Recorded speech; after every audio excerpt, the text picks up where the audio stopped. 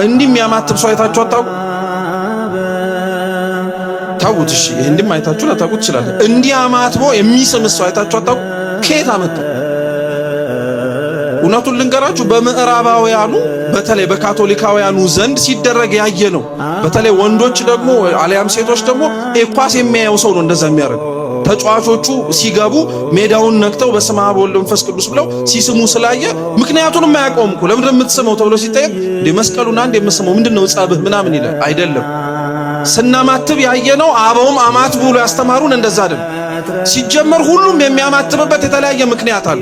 በነገራችን ካቶሊካውያን እጃቸውን ዘርግተው እንዲህ ብለው የሚያማትቡበት ከብዙ ምክንያቶቻቸው አንዱ እግዚአብሔር በሁሉም ቦታ ስላለ ነው ይላሉ። እጃቸውን እንደሚዘረጉት ማለት ነው። ሌሎች የላቲን ካቶሊኮች ደግሞ እጃቸውን እንዲህ አድርገው ነው የሚያማትቡት፣ በዚህኛው ጣታቸውና በጠቋሚ ጣታቸው እንዲያመሳቅለው ማለት ነው። በዚህኛው መስቀል መስራታቸው ከላይ የተረፉት ሶስቱ ደግሞ የቅድስት ሥላሴ ማሳያ ነው ይላሉ። እኛ እንደዛ እንድናማትብ አልተማርንም፣ አላየንም። እኛ እንድናማትብ የተነገረን እንዲህ ብለን ይሄንንም ያረግንበት የራሳችን ምክንያት አለን። መስቀል ነው እየሰራን ያለን። እግዚአብሔር በሁሉም ቦታ መኖሩን እያማተብን እየመሰከርን ነው። በሰማይም በምድርም በቀኝም በግራም በሲኦልም በገነትም በሁሉም እግዚአብሔር እንዳለ እያሳየን ነው። እንድንስም ግን አልታዘዝንም።